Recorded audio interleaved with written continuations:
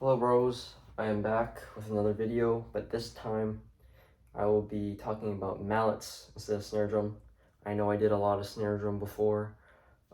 It was just the stuff that I had the most material on, so I decided to get a lot of stuff done for that part of this series, I guess. So now I want to do some mallet stuff and give you guys a break from the snare drum stuff.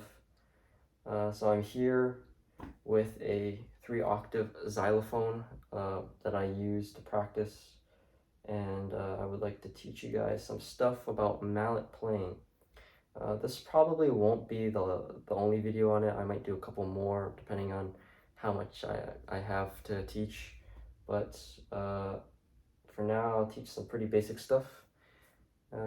So basic mallet grip. It should be essentially the same thing as snare drum grip. If you don't know what that is, you should go watch the snare drum grip video. But similarly, you want to put it on the index, the first joint of the index. Then you want to put your thumb on the other side. And then you want to wrap your index on the bottom around like this. Then you have your other fingers, and you should curl them around the stick, and the stick should line up with all of your joints of your other fingers. Then you can tuck it in like this, and it becomes your grip. Now, similar to snare drum, you don't want your grip to be super tight. It should be loose enough to move like this, right? And then obviously, when you're playing, you want to have it equal on both sides, like this.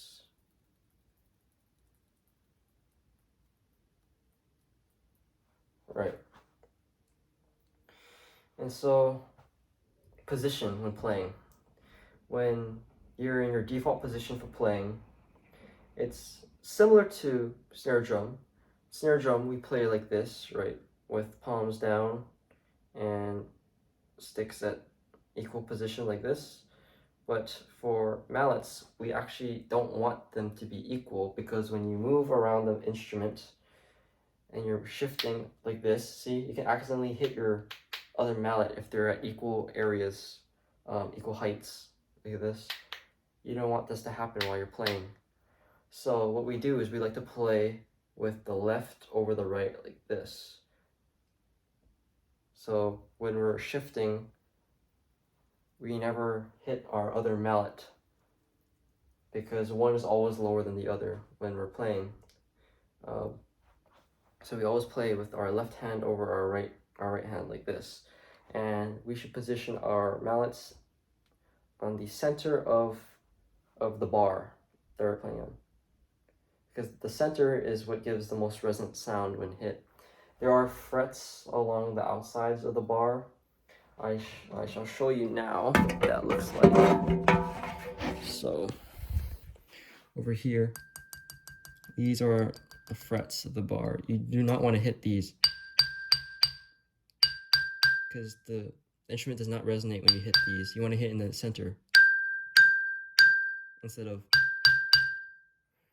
right. So you always want to have your stick or your mallet over the center over the bar, and you want your left hand to be over the right.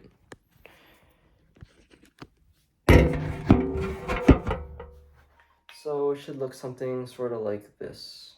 Left,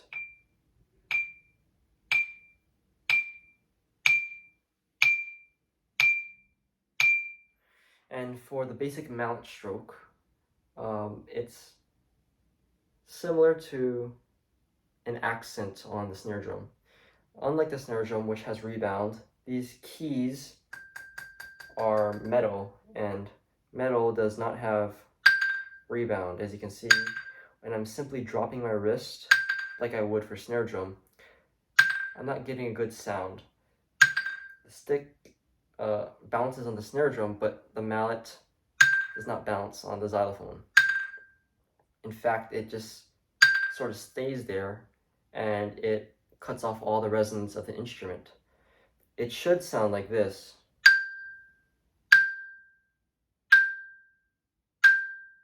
But if I just leave it, it's not good, right? So, like an accent, we want to instead lift our wrist up and strike the instrument.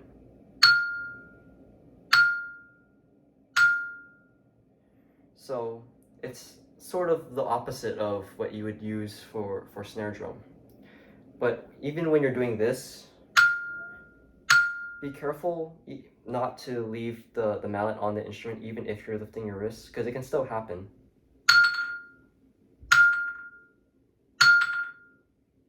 So even though I'm not dropping my wrist, if I'm lifting it, it can still occur. So be sure that you lift your, be sure that you keep the mallet from staying on the key after you hit it. And so that's something to think about when you play. Sometimes people will let the mallet linger on the instrument, and that will kill a lot of the sound that comes out of it. So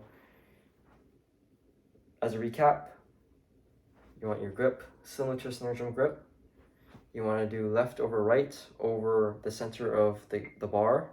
And when you play a stroke, you want to lift up your wrist and then drop it.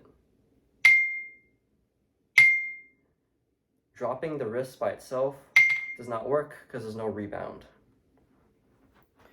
And so one last tip I have is a lot of inexperienced mallet players, they like to hunt for keys that they want to play in the music, right? The music has a certain phrase with the notes, and they hunt them down. They go,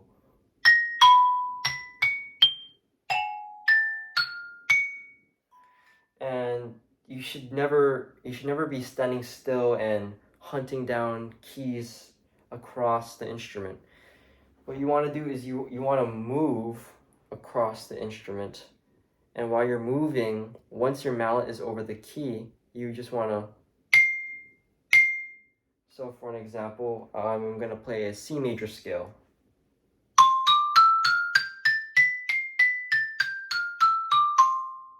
So as you can see, I'm moving, and once I'm over the key, then I play it. I don't go searching for keys, because for one, searching for keys, that forces you to push your mallet into the key, which kills the sound. Two, you don't have a lot of mobility because you're just going like this.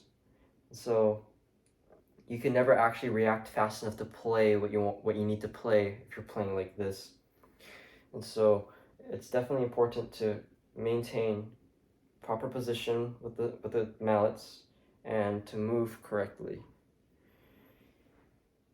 And the reason why we like to play with left over right is because once we shift towards the higher end, our right mallet naturally goes further this way.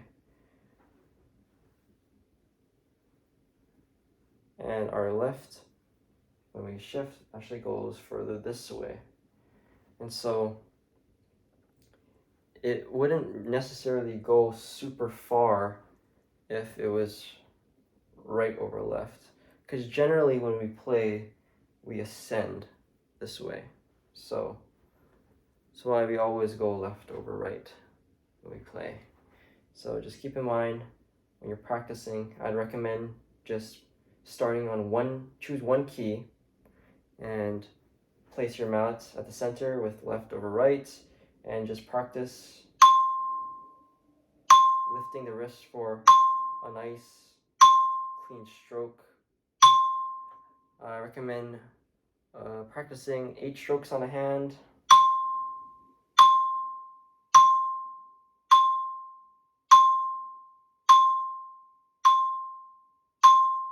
And then practicing it on the other hand.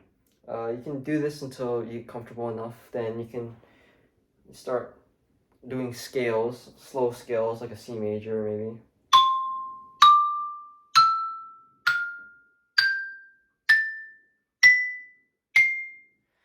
You can practice starting on your right hand, or you can practice starting on your left hand, and you can descend down the scale starting with the right hand and then starting with the left hand.